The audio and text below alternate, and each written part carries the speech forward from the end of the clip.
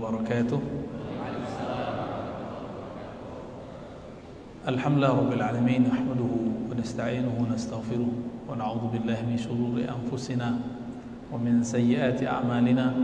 May yahdihillahu fala mudilla lahu wa may yudlil fala hadiya lahu. Amma ba'du. Allahumma salli wa sallim wa barik ala sayyidina Muhammad wa ala alihi wa ashabihi wa alihi wal mahdi khalifatihi wa sallim. Guru-guru kami, kawan-kawan, sahabat-sahabat yang dimuliakan Allah, semoga dalam ridha Allah Subhanahu wa Ta'ala. Tema kita tentang apa tadi? Memetik perbedaan pendapat. Ya. Memetik rahmat dalam perbedaan pendapat. Ya. Barangkali ini dia dari suatu kalimat ikhtilafu ummah. Kita perlu ikhtilafu ummati rahmah diperdebatkan ulama sebagai hadis. Cuma maknanya benar. Maknanya benar. Ada tambahan dari Imam Al-Qushairi bahwa ini perkataan dari Abu Yazid Al-Bustami. Tapi ditambah ikhtilafu ulama'i ummati. Kalau yang berbeda itu ulama baru jadi rahmat. Kalau yang beda antum belum tentu. Contoh-contohkan ya. Cuma beda kunut gak kunut udah menonjok. Ada kan kemarin? Masih ada videonya ya. Cuma beda kunut tidak kunut nonjok. Cuma beda masalah sederhana itu bisa ramai. Beda yasin mayasinan aja ramai. Berarti enggak rahmat dong. Jadi yang membawa rahmat itu kalau yang berbeda ulama. Ada orang gaya ulama tapi akhlaknya awam. Itu banyak, gaya doang. Jadi ulama itu bukan baju. Ulama itu man alima billah, orang yang kenal Allah Subhanahu wa ta'ala. Kalau dia kenal Allah, maka itulah yang disebut ulama. Innama yakhsyallaha min ibadihil ulama. Surat Fatir ayat 28. Hanyalah yang takut kepada Allah itu ulama, yaitu yang kenal Allah Subhanahu wa ta'ala. Allah banyak nama enggak? Ada nama Ad-Dar, ada nama Nafi', yang menciptakan kemudaratan, yang menciptakan manfaat. Allah itu pelangi. Sifat-sifatnya seperti pelangi, banyak warna. Tiba-tiba ada orang sekarang ngaku bertuhan kepada Allah tapi memaksakan satu warna. Mari kita lihat kisah-kisah di zaman Rasulullah sallallahu alaihi wasallam. Di zaman beliau mengirim diplomat-diplomat ulung yang cerdas-cerdas ke kaum Yahudi. Namanya Huyai bin Akhtab, hadis Bukhari dan Muslim. Dikirimlah ke sana, lalu beliau kasih kalam, la yusalliyanna ahadukumul asra illa fi Bani Quraizah. Jangan kamu salat asar kecuali setelah sampai di Bani Quraizah. Itu terjemahan pertama. Terjemahan kedua ketemu ntar di tengah jalan. Diplomat-diplomat ini jalan. Sampai di tengah jalan, matahari mau terbenam, asar mau hilang, mau habis. Maka ada sekelompok orang berinisiatif, ayo kita sholat asar dulu di sini, karena waktu mau habis. Apa kata kelompok kedua? La, tidak boleh.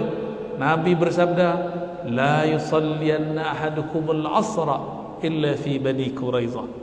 Jangan kamu sholat asar kecuali di Bani Quraizah. Di hadis lain zuhur. Nah, yang sahih ini asar ya. Jalan matahari belum terbenam.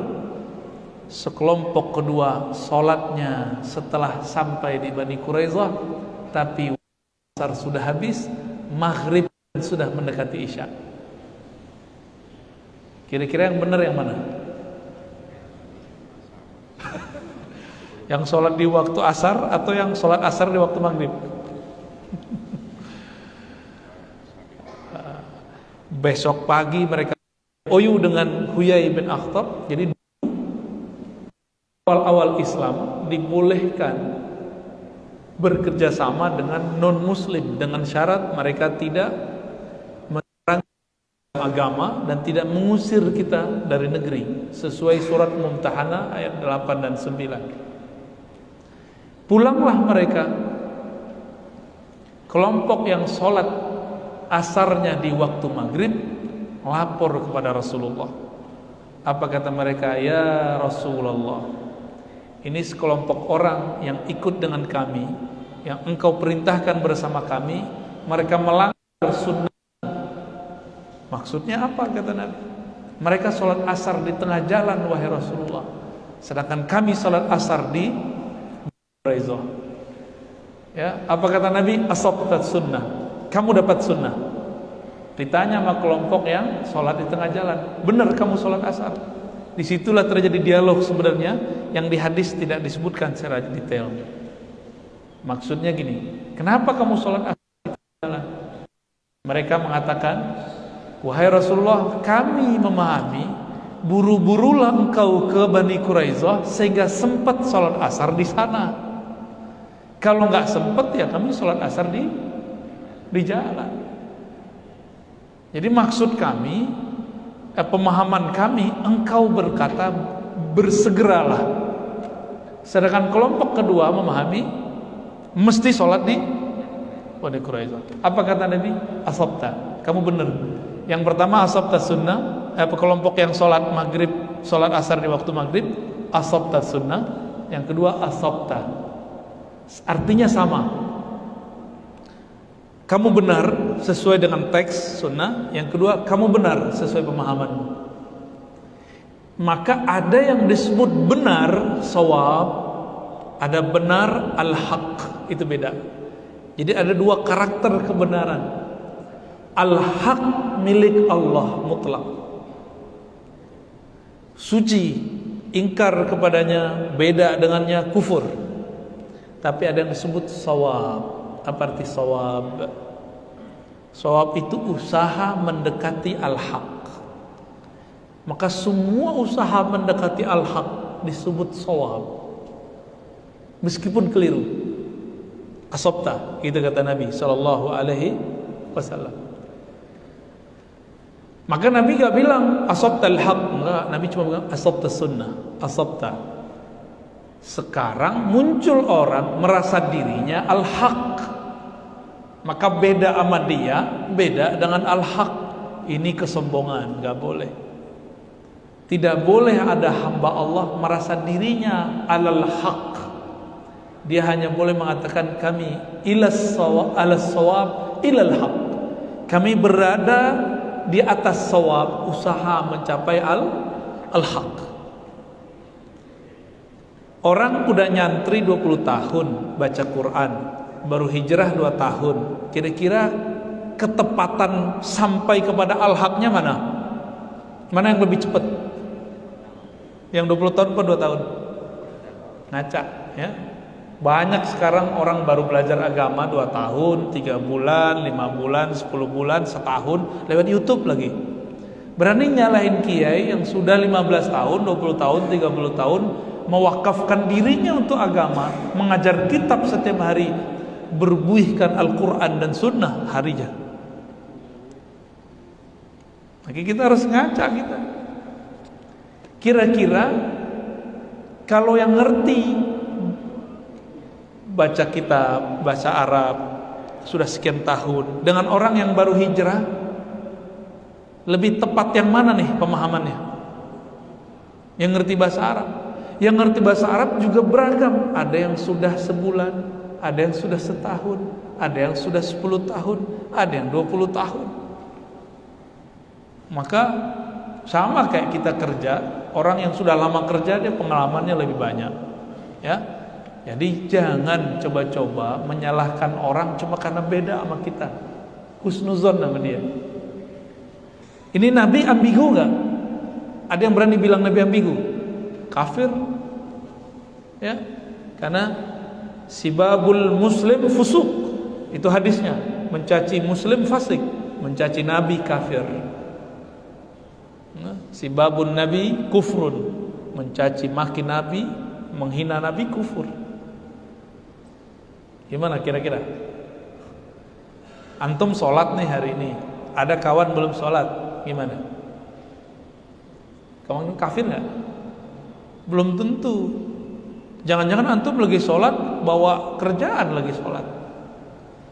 Orang kayak gitu mau mengkafir-kafirkan orang lain, ngaca dulu kita, ya. Baik. Itu baru satu kisah. Bahwa di zaman Nabi, Nabi memberikan ruang kebenaran lebih dari satu. Jadi kebenaran itu luas. Ilustrasinya kalau ada panahan, itu ada objek nggak? Ada lingkaran nggak? Selama masih di dalam lingkaran, maka dia disebut shawab, benar. Namun yang sudah terlatih, dia biasanya busur panahnya mendekati ke jantungnya. Nah, kira-kira begitu. Ya, kita yang baru-baru ini jangan sok merasa benar. Ya. Kisah kedua. Kalau tadi kisah di Sahih Bukhari mengenai sahabat Nabi, sekarang kisah kedua mengenai dua sahabat Nabi setelah Nabi wafat. Sayyidina Abu Bakar As-Siddiq jadi khalifah. Nabi sudah wafat. Ngirim pasukannya hafiz Quran 700 orang. Umar khawatir jika 700 orang ini terbunuh di medan juang. Ini belum disebutkan mati belum, tapi dikhawatirkan bahwa mereka ini mati. Datanglah Sayyidina Umar kepada Sayyidina Abu Bakar, ya Khalifatar Rasul, wahai pengganti Rasulullah. Kata siapa? Kata Umar, tolong kumpulkan bahan-bahan Al-Quran. Dulu Quran itu ditulis di tembok, di kayu, di pelepah kurma, di macam-macam, di tulang-tulang yang dibersihkan. Umar berinisiatif, ayo kumpulkan semua bahan itu. Apa jawaban Abu Bakar? Nah, ini mereka beda nih. Hal taf'al ma lam yaf'alhu Rasulullah sallallahu alaihi wasallam. Apakah engkau akan melakukan sesuatu yang Nabi tidak lakukan? Berarti ada dua mazhab mengenai bid'ah. Abu Bakar mengatakan bid'ah itu yang Nabi tidak buat. Umar, bid'ah bukan itu. Sesuatu yang tidak ada maslahat, kemaslahatan, itu bid'ah. Beda ya? Kalau ada maslahat tidak bid'ah. Debatlah mereka panjang. Awalnya Abu Bakar masih menang, tapi lama-lama Umar mengatakan, wahai Khalifatul Rasul, kita sudah tua. Itu yang pergi perang muda-muda. Kalau mereka mati, 700 orang penghafal Quran habis. Terus gimana? Makanya saya usulkan, kalau kita mati, yang di sono mati, masih ada bahan-bahan Al-Quran. Akhirnya Abu Bakar mengatakan, syarahallahu sadri, lalu Allah melapangkan dadaku. Ini kata kunci. Selevel Abu Bakar mau merevisi pemahamannya, dan orang-orang yang mau merevisi pemahamannya itulah orang-orang yang dilapangkan dadanya. Jadi kalau orang-orang tuh gak mau menerima perbedaan, dia sudah di luar sunnah Nabi dan sunnah Khalifah Rasyidin. Nabi mengatakan, may ya'ish minkum min ba'di, yang hidup setelahku, fasayara ikhtilafan katsira, dia akan melihat perselisihan yang banyak. Alaikum bisunnati, ikuti sunnahku, ajaranku. Tapi yang kedua nih, wa sunnati khulafair rasyidin al-mahdiyyin min ba'di, sunnah, ajaran, sikap, kedewasaan para khalifah rasyidin setelahku. Ini kita berguru kepada mereka, belajar dari mereka. Abu Bakar, Umar berbeda, dan mereka tidak jontok-jontokan, diskusi. Ini tips, kalau kita berbeda, bangunlah diskusi, bangunlah komunikasi. Yang tadinya kita mengharam-haramkan, melarang-larang, siapa tahu Allah bukakan kalbu kita. Ya, selevel Abu Bakar mau revisi, kita mau revisi nggak? Atau jangan-jangan antum lebih benar dari Abu Bakar As-Siddiq radhiyallahu taala anhu? Itu. Nah, sekarang kalau orang ditanya apa itu bid'ah, apa bid'ah itu, Pak Rizal? Benar Pak Rizal namanya? Sesuatu yang baru. Lah antum bid'ah dong. Baru kan nggak di zaman Nabi kan? Sesuatu yang baru, apalagi bid'ah? Apa bid'ah Pak? Pak Thohirin, benar? Keluar dari syariat. Syariat siapa nih? Ada lagi bid'ah Pak? Apa Pak Amiruddin? Sesuatu yang baru yang tidak dilaksanakan oleh Rasulullah SAW. Baru gak dari sana Nabi. Aneh mau tanya, Nabi pernah nggak baca Quran pakai mushaf? Pernah nggak? Udah baru, nggak pernah dilakukan Nabi. Antum balik bid'ah semua. Kalau itu bid'ah, maka akan banyak yang masuk neraka. Kalau itu bid'ah, akan banyak yang sesat. Ayo gimana? Sesuatu yang hadisnya dhaif, enggak masuk. Kalau masih ada hadisnya walaupun dhaif, tidak disebut bid'ah. Tolong diingat-ingat. Suatu amalan yang hadis dalilnya dhaif bukanlah bid'ah. Berarti masih ada dalil cuma dhaif. Apalagi ada dalilnya yang sahih. Apa bid'ah? Apa bid'ah? Muka itu bid'ah. Nih, ingat-ingat ya. Al-bid'ah kita ambil dari imamnya kelompok yang suka membid'ah-bid'ahkan sekarang. Nama imamnya Ibnu Taimiyah. Wafat 708 Hijriah. Dulu saya sering bahas ini 3 tahun lalu waktu pulang pergi ke kampung, suka beda-bedain kita. Kita kasih kitabnya. Cuma karena kita yang bacain dia nggak percaya. Dia baca sendiri, bingung juga kok iya ada. Kitab Iqtida Siratal Mustaqim. Kalau yang bisa baca kitab cari PDF-nya 2 jilid. Apa kata Ibnu Taimiyah rahmatullah alaih? Al-bid'atu ma lam yadulla alaihi dalilun syar'i. Bid'ah itu malam sesuatu yang tidak yadulla ditunjukkan oleh dalil syar'i. Hampir mirip tuh Pak Thohirin tuh, yang keluar dari syariat. Nah, ente nilainya 7. Ya. Sesuatu yang tidak ada dalil syar'i. Sekarang kita nanya, dalil syar'i itu apa? 1, Quran. 2, hadis atau sunnah ya. 3, ijma. 4, qiyas. Qiyas aja udah panjang. 5, ini 4 nih. 4 disepakati. Ada lagi 5, maslahat. Awal BPJS keluar, banyak gak kiai anti? Bener. Pas kiainya sakit pakai BPJS, direvisi lagi fatwanya. Dulu pakai celanaan makruh kata ulama kita dulu. Pakai dasi. Ada hari pakai dasi, Pak? Nggak ada ya? Lidahnya panjang tuh. Dulu awal-awal pakai dasi itu muncul di negeri ini difatwakan haram oleh ulama, tapi lama-lama tidak. Yang haram itu nutup aurat, buka aurat. Ya. Bukan berarti sama bentuk modelnya haram kan? Dulu zaman-zaman tahun 90-an pakai batik sholat, diulang lagi sholat Jumat. Bentar pagi. Ya, saya masih ingat guru saya, kalau ada yang ngimamin pakai batik, dia ulang lagi sholatnya. Pakai batik doang pada. Emang di Arab kan bajunya itu aja, putih. Baju perempuan 3, hitam. Ya. Benar ya?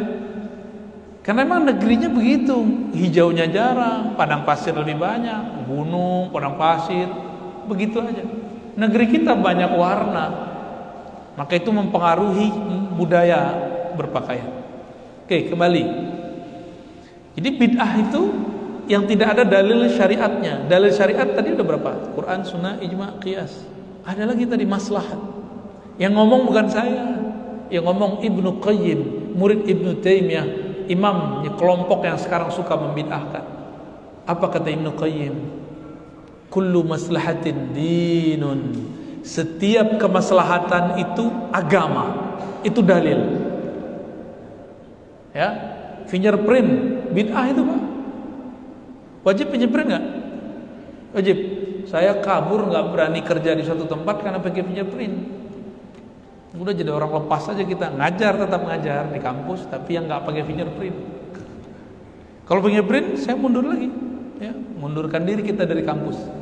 Untungnya kampusnya pengertian, bisa nggak pakai fingerprint, ya. Bid'ah nggak? Tapi ada maslahat nggak di situ? Ada maslahat di situ. Oke, apa lagi nih? Uruf, tradisi.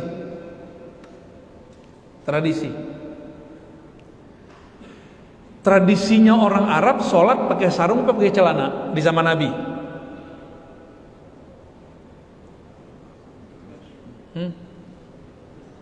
Pakai celana jeans. Nabi pakai celana nggak? Nabi nggak pernah pakai celana, mau jingkrang, mau jingkrung, mau jengkreng, nggak ada. Nabi itu pakai sarung, maka disebut Nabi itu yattaziru, ya, sahibul izar, orang yang bersarung. Ini mau tanya nih, kalau pegawai-pegawai ini kerja pakai sarung gimana? Kata Ar-Razi, itu sunnah. Saya mulai hari ini ngantor pakai sarung. Gimana? Repot gak? Sarung itu pakaian Nabi, tapi bobot syariatnya bukan di model sarungnya, tapi nutup auratnya. Maka yang disebut syariat berpakaian bukan model. Kalau ngikutin model Anda kuat. Baju Nabi itu bagi dua, atas bawah. Terus Nabi pakai jubah luar, jubah kayak habaib tuh, ya. Itu jubah Nabi selalu impor dari Bahrain, impor dari Syam, dari Rum, impor dari Hadramaut, impor dari Ethiopia, impor dari Mesir. Tuh baju Nabi impor. Aneh mau tanya, pakai baju impor sunnah gak? Terus gimana slogan cintai produk dalam negeri? Bid'ah itu. Begitu? Kan enggak. Jadi tidak semua yang Nabi lakukan itu kemudian menjadi bobot hukum. Nabi ini berbuat bobotnya sebagai orang Arab atau sebagai Rasulullah, itu dibedakan. Bisa bedain? Nabi sebagai orang Arab, tradisi Arab udah ada belum sebelum beliau lahir? Udah ada. Kalau Nabi sebagai orang Arab wajib nggak diikuti? Enggak, tapi boleh nggak diikuti? Boleh. Bab cinta mah boleh. Nabi kemana-mana pakai serban, nggak pakai kopiah hitam. Ini bid'ah ini. Apalagi kopiah putih. Gimana nih? Besok-besok Pak Rizal lagi tugas pakai serban. Ditanya, kenapa ente pakai serban? Habis dengar pengajian Ar-Razi. Nabi kullama kharaja, ya, fa alaihi al-imamah wa ala ra'sihi imamah. Nabi setiap keluar pakai serban. Nabi enggak pakai peci, kupluk, enggak. Nabi pakai serban. Dari mana kita tahu serban ini tradisi Arab? Orang Arab ngomong, dalam kitab tertulis al-imamatu tijanul arabi. Serban itu mahkotanya orang Arab. Ane mau tanya sama antum sekarang, selain Arab ada nggak yang pakai serban sekarang? Banyak. Orang Sikh, agama Sikh pakai serban nggak? Pakai. Orang Sikh ini kan agama campuran, mix, di situ agama apa aja ada. Udah jadi agama sendiri. Dulu pendirinya pernah belajar Islam kepada orang berserban. Terus nggak tahu buat agama sendiri, namanya agama Sikh. Makanya orang-orang India yang pakai serban gitu belum tentu Muslim. Biasanya itu agama baru, Sikh. Di Malaysia, seingat saya agama ini resmi. Ya, wallahu a'lam bishawab. Udah berapa tadi itu? Huruf. Itu dalil semua tuh. Jika tradisinya tidak bertentangan dengan Quran, Sunnah, Ijma', Qiyas, Maslahat, maka tradisi itu bisa jadi dalil. Saya mau tanya nih, kalau ada orang meninggal, itu cara untuk ngurus jenazah beda kampung, beda tradisi nggak? Boleh nggak?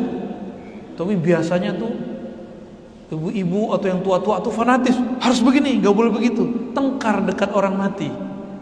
Padahal tengkar itu bagian daripada bid'ahnya. Yang wajib itu mandiin, ngafanin, nguburin, ngulatin 4 aja. Mandiin, ngafanin, sholat, kubur. Udah, itu yang wajib. Di luar itu tradisi. Di luar itu tradisi. Sederhana kan? Nah ini kita berharap nih, bapak-bapak ini kan orang pemerintahan, kasih kabar kepada orang-orang rumah sakit, jika ada nanti gelombang berikut dari corona, siapkan orang yang mandiin khusus, ruang khusus, alat khusus. Jangan sampai nggak dimandiin. Jangan sampai nggak dimandiin. Ya. Kecuali udah banyak, baru tayamum masukin. Kalau masih bisa kendaliin, kita kejarin. Ya. Tolong disampaikan ke rumah-rumah sakit, ke klinik-klinik, harus ada itu. Ya. Kemarin kan kelabakan, Pak. Nggak ada alatnya, nggak ada mekanismenya. Saya sampai kemarin belum percaya amat ada corona. Nanya sama temen yang tugasnya ngantar-ngantar jenazah. Dia manajer alam barzakh, Pak. Kerjanya tiap hari nungguin panggilan kalau ada orang meninggal. Nganterin. Kata dia, selama Delta kami jam 12, jam 1 malam itu masih nunggu antri di pemakaman, dan semuanya korban corona. Mungkin beberapa kiai masih nggak sepakat dengan saya. Ini teman saya kiai juga, dia kiai khidmah untuk urusan jenazah. Makanya saya tanya, jadi menurut ente ini corona ada nggak? Ya ada, cuma mungkin beritanya yang berlebihan. Ya. Seandainya gelombang itu ada, kan kata WHO ada 6 ya, benar nggak? Itu dari mana mereka tahu coba? Coronanya belum ada nih, dia udah bilang 6. Gimana Pak? Saya curiga Pak. Ada kecurigaan besar. Kalau mereka emang sudah tahu, ya siapa yang ngabarin kalau bukan dia juga kan? Ya sudahlah, emang begini, tenang aja Pak. Mereka makar, Allah kan lebih hebat makarnya. Fallahu khairul makirin. Ya udah santai aja, Bapak disuruh masker, ntar disuruh vaksin lagi, vaksin aja. Emang kita bakal mati divaksin? Nggak bakal, insya Allah. Nggak suka divaksin, yaudah habis itu suntik bekam aja kan, keluar lagi gitu.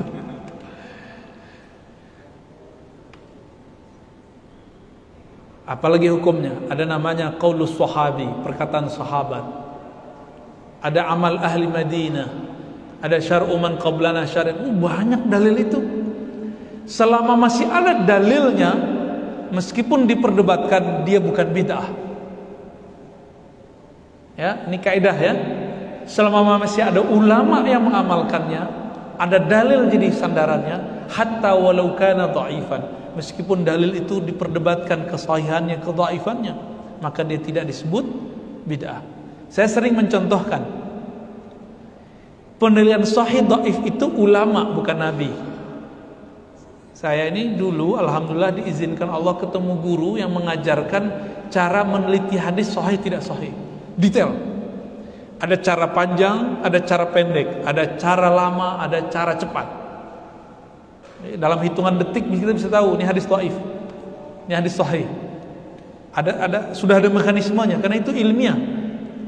Jika sekarang aja ada cara-cara yang canggih, kenapa dalam bab hadis tidak ada yang canggih? Ada cara canggihnya. Di situ saya paham bahwa penilaian hadis sahih tidak sahih bukan dari Rasulullah, tapi dari ulama yang meneliti. Misalnya di depan saya ini peneliti semua, pasti beda peneliti, beda hasil. Maka kalau ada satu hadis dianggap dhaif oleh seorang fulan, belum tentu dhaif menurut ulama yang lain. Contoh, ini yang juga sering kita contohkan. Murid Imam Bukhari namanya Tirmizi, punya kitab As-Sunan At-Tirmizi, Al-Jami' As-Sahih. Ada satu bab dia tulis Kitabul Aqiqah, bab mengenai aqiqah. Hadis pertamanya, Nabi azana uzun maulud. Nabi mengazankan bayi baru lahir, Hasan dan Husain. Ini hadisnya. Hadisnya dhaif enggak? Dhaif. Saya teliti hadisnya dhaif. Tapi setelah kita cek, Imam Tirmizi, Imam Salafus Saleh wafat tahun 279, salaf, mengatakan hadis ini hasan sahih. Udah hasan sahih. Datang Syekh Albani bilang hadis dhaif. Datang artis baru hijrah bilang hadis dhaif. Antum ikut yang mana? Albani wafat 1999. Baru kemarin sore Syekh Al-Imam At-Tirmizi wafat 279 Hijriah. Siapa yang ikut? Imam Tirmizi. Cuma orang sekarang udah terpukau disahihkan Albani. Nah, terpukau sudah. Albani peneliti, dia boleh benar boleh salah. Imam Tirmizi juga neliti, tapi dia ngomong hasan sahih setelah mengatakan ini diamalkan oleh ahli ilmu di kalangan salafus saleh. Cukup nggak? Jadi kalau dia mengatakan wabihil amal inda ba'di ahli ilm, itu kalau diterjemahkan ini diamalkan oleh ahli ilmu di masa apa? Di masa beliau. Masa beliau masa salafus saleh. Kalau ada ulama salafus saleh mengamalkan, ya sahih sudah, boleh diamalkan dan tidak bid'ah. Ini contoh. Kalau satu hadis ulama bisa beda pendapat dan bisa beda fatwa. Udah mau jam 1, udah cukup. Masih lanjut. Sampai jam berapa kita? Sampai jam 1. Ini ada 5 menit, ada yang mau nanya? Silakan.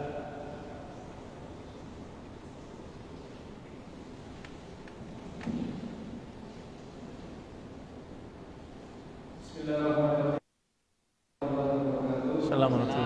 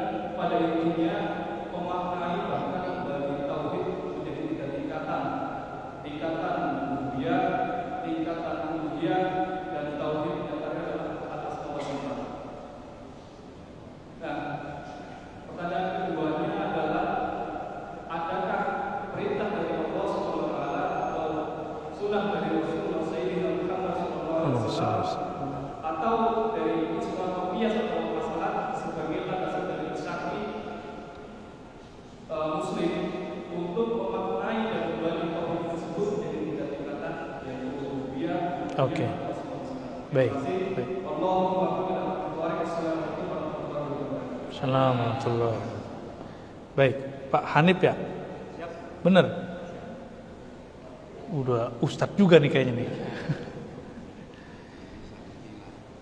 Pembagian tauhid uluhiyah rububiyah asma wa sifat tidak pernah ada di masa Rasulullah.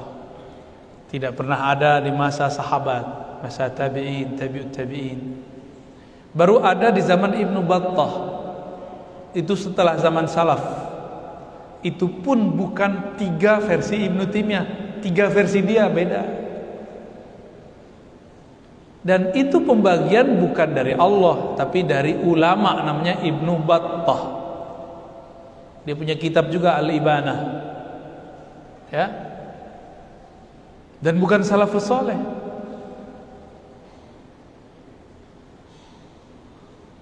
Lalu muncul Ibnu Taimiyah 3 atau 4 abad setelah Ibnu Battah, mempertegas kembali karena dia tidak terima dengan konsep Imam Abul Hasan Asy'ari dan Maturidi. Dia buat yang baru, dia batalkan Asy'ariyah, dia serang Maturidiyah, lalu dia buat 3 itu, uluhiyah, rububiyah, asma was sifat. Mati suri juga ini karena Ibnu Taimiyah meninggal dalam penjara karena fatwanya sendiri yang kemudian menjadi kontroversi. Antum bayangkan, Ibnu Taimiyah berfatwa, setiap fatwa masuk penjara. Menyedihkan gak tuh? Sangat menyedihkan hidup beliau. Ya, maka kita sayang sebenarnya, rahimahullah. Tapi ya akibat fatwa dia juga. Ulama 4 mazhab nyidang dia. Kira-kira ulama 4 mazhab ini waras atau enggak? Ya waras. Berarti ada masalah dalam fatwa Ibnu Taimiyah. Ini yang dikatakan oleh guru saya Syekh Hasan itu. Kamu mikir-mikir, apakah ini ulama ini waras atau enggak? Waras mereka. Ada masalah dalam fatwa Ibnu Taimiyah itu. Dan itu terbukti sampai sekarang. Akhirnya dihidupkan lagi oleh Muhammad bin Abdul Wahab. Secara otodidak dia kembangkan itu. Sekarang berubah. Muncul Said Qutb. Dia ganti nomor 3-nya dengan tauhid mulkiyah atau hukmiyah atau hakimiyah, tauhid pemerintahan, tauhid kekuasaan. Inilah cikal bakal munculnya gerakan-gerakan ekstremis. Gak ada gerakan ekstrim dimanapun yang bawa nama Islam. Islam kan tidak terbebas dari terorisme. Islam tidak teroris, tapi mereka bawa nama Islam.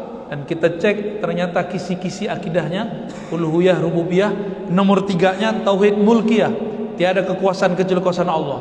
Maka negara yang pakai asas selain Quran taghut, kafir, pemimpinnya kafir, penjaga-penjaga negerinya kafir, rakyatnya juga kafir. Itu ditulis oleh orang-orang ISIS tahun 2013. Makanya ISIS menghalalkan darah orang di Irak, menghalalkan darah orang di Suriah. Cuma dengan isu Sunni Syiah. Mau mensuriahkan negeri ini, mau mengirakkan negeri ini, nggak mau kita. Maka kalau ada gerakan-gerakan mau adu-adu ini, kita cut. Ya, kita harus cut, Pak. Harus kita hadang. Karena mereka lah awal dari semua bencana yang ada di negeri-negeri Islam yang ada pernah. Mesir kacau karena itu. Ya mereka-mereka aja tuh. Ya. Jadi memang tidak ada dalilnya. Itu namanya istiqra. Istiqra itu pembacaan induktif. Dibaca oleh Ibnu Taimiyah lalu dia ambil, oh ini dalil uluhiyah, ini dalil rububiyah. Nabi nggak pernah bagi. Bisa salah nggak? Ya bisa, kan dia bukan nabi. Dia sendiri kan mengatakan kullu kalamin yutraq wa yukhas. Semua kalam boleh diambil, boleh ditolak, kecuali kalam Nabi SAW. Kalau sekarang kita nggak ngambil kalam Ibnu Taimiyah, berarti kan kita membenarkan kalam dia, bahwa semua kata-kata ajaran boleh ditolak kecuali ajaran Nabi SAW. Jadi gitu Pak Hanif, ya gampang aja. Kalau ada orang ngotot harus pakai uluhiyah rububiyah sama sifat, bagi kita nggak masalah kok. Antum pakai uluhiyah rububiyah sama sifat, yang penting jangan batalkan sifat 20. Ini dia pakai itu untuk membatalkan sifat 20. Dia pakai itu untuk mensyirikkan tawassul. Dia pakai itu untuk mengkufurkan orang Maulid. Karena Maulid dianggap sama dengan Nasrani. Ini kan bahaya. Itu pakai 3 tadi, nggak lebih dari itu. Silakan ente pakai 3 tauhid, tapi jangan ganggu ini tauhid Ahlus Sunnah yang sudah mayoritas, yang sudah settle, yang sudah terbangun dari masa ke masa. Kritik, ayo kita diskusi. Di mana lemahnya kita perbaiki, di mana kurangnya kita sempurnakan. Tapi kalau sudah mulai bid'ah-bid'ahkan, giliran kita ajak debat, berkumpul dengan ahli bid'ah nggak boleh. Saya ditantang debat berkali-kali dari masa ke masa. Udah, sekarang udah nggak mau lagi. Kemarin kita ditantang juga. Kita tungguin gak ada yang datang. Udah ke depan saya udah gak minat lagi. Mau dia nantang debat 1000 kali, ngomeng doang ya. Emang mereka gak ada. Kalaupun ketemu pasti gak enak bahasanya. Ya. Jadi ya sudahlah. Saya sekarang tugas saya memperkuat Ahlus Sunnah yang ada. Kalau ada yang nyerang-nyerang ajaran Ahlus Sunnah, yuk kita hantam juga dengan dalil. Kan perang sekarang perang dalil, Pak. Ya.